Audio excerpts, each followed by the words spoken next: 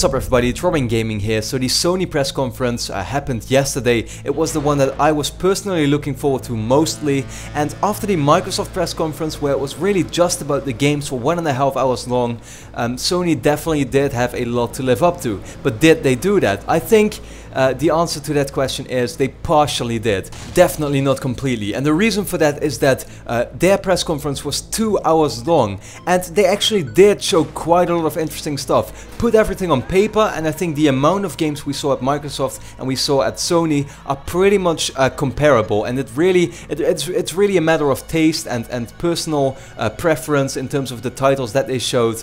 Regarding how excited you are for a certain for a certain console, the Xbox One or the PS4. That's ultimately what everybody is going to talk about, right? I mean, those two consoles against each other. However, the big problem with the Sony press conference was that it was 2 hours long, like I said, and about 30 to 40 minutes were very, very replaceable, and almost made me fall asleep. I was streaming it, there were 100+ people watching, and you could just see that not everyone was really that excited when we got to that part. Now let me just chronologically go over everything that was shown. We started off with a Destiny trailer, very cool, but wasn't really saying that much. The Order 1886 got a demo where it was a pretty short demo, let's be honest about that. It was like 3 to 4 minutes or something. You saw these kind of like werewolves being introduced, but all in all, once again, it just didn't tell us much what the game was really about, or if there's more than just normal third-person shooter gameplay in that game. I mean, I'm definitely interested in it. I will be buying it for sure when it comes out in the beginning of 2015. I just wanted to see a little more, show us a little more what that game is about, not these really small demos that don't tell us that much. And then we heard about Entwined. Now this game was already rumored for a long time. Sony had registered this name, and now we found out it's kind of like this indie game where you have two souls trying to find each other or something like that. Once again, a lot of people were hating on it in the stream, I thought, on the indie games in particular. I just don't get it. I do think indie games shouldn't be underestimated. There's definitely a lot of gems to be found there, and Entwined definitely seems like a very good game. Reminded me a lot of Flower from the creators of Journey. Now the big twist with that game was that the game actually did come out at the same time when it was shown, so you can buy it right now for like $10 or something. I might still do that.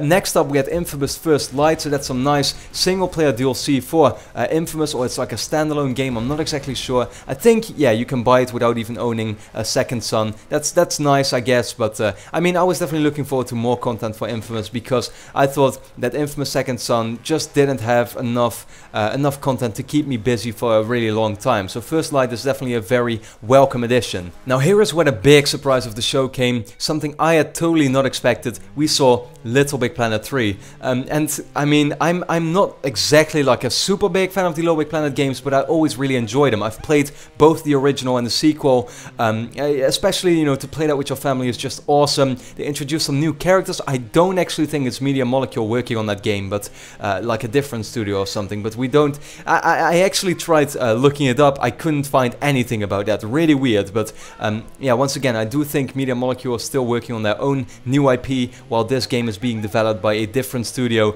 New characters were announced, like Oddsock, which I thought was just an awesome type of character, and there was one little guy who was like a really big guy, and then you had a bird and stuff. It all seemed very original, very friendly. Of course, that's really what Little Big Planet is about. And personally, I mean, I really started getting into 2D platforms a lot lately, so yeah, definitely will be picking this one up. Bloodborne is what first was rumored to be Project Beast by From Software. Unfortunately, it was a CGI trailer. We didn't see anything what the game was about. I really wanted to see more gameplay in this show, but unfortunately we didn't get that. And then came Far Cry 4. Now, wow, that game has blown me away, both at the Ubisoft press conference and here at the Sony press conference. We saw gameplay. It takes place in Tibet.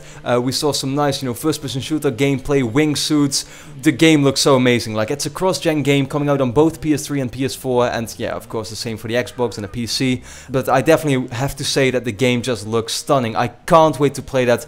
Definitely gonna be picking it up at the end of this year for sure. So finally, before the huge drop in entertainment, we had a trailer for Dead Island 2, which was very cool, I thought. But, you know, the games have never really been too special, so I'm not expecting much. You know, I know they can make great trailers, but the games themselves, you know, then they're not really that great always. But then, like I said, the really boring part started, where Sean Layden, the new boss of PlayStation, came to the stage. Unfortunately, Jack Tretton left, so Sony had to introduce us to the new boss, and he talked about stuff like the YouTube app coming to PS4, some Playroom updates, virtual reality without any big announcements in terms of the price or the release date or anything, free-to-play games, PlayStation Now, we didn't hear much about that. There was this whole story about a Powers comic or something that I'm like, why don't you show this at Comic-Con? Why at E3, where everybody is really anticipating the games, you know, not something like this. We saw the Ratchet & Clank movie, and all in all, I mean, this whole thing with the indie games included, that actually was a part before that. For like 10 minutes we saw all these, you know, pretty good indie games, but it was just 40 minutes of that in total, and people just started falling asleep. It wasn't what we were looking for. That was definitely the part that really brought the press conference down. So yeah, I mean, 40 minutes out of 2 hours that were really bad. However, luckily the ending part was really good. So we first had a trailer for The Last of Us Remastered. Now, no gameplay was shown once again, just cutscenes out of the game, and I'm like, those aren't even remastered most likely. They're just going to be the same as they were on PS3, because they are like pre-rendered and stuff, so you're not going to see any big differences there. Metal Gear Solid 5 got a trailer that was already leaked, so it didn't really excite me that much, but many people hadn't seen it yet, and Metal Gear Solid 5 is hands down going to be one of the biggest games of 2015 for sure. GTA 5 finally got its announcement. It will be coming to the PS4, to the Xbox One, and to the PC, and here it was finally shown for the first time. So for everybody who missed out on GTA 5 for some reason, or just wants to play more of it on the next gen console now, you can do that, so that's definitely great. And then we had, of course, the Batman Arkham Knight gameplay demo.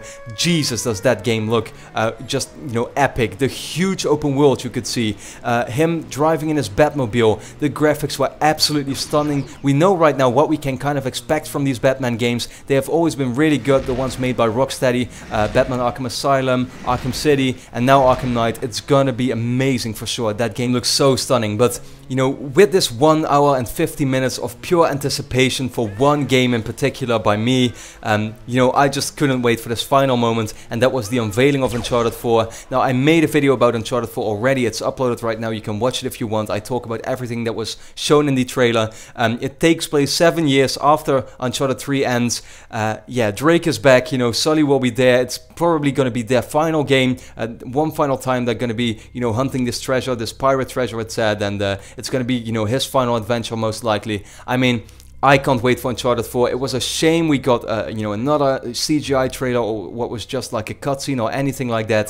The graphics looked really good. Those 1 million polygons definitely seem to be justified here in that trailer. You could see, you could see the detail very well. I can't wait from this moment on to see more, because Naughty Dog is sure going to be publishing more now about Uncharted 4 at game events like Gamescom in 2 months. Hopefully, you know, somewhere like November with the Spike VGAs or whatever. I mean, I can't wait to see more of Uncharted 4.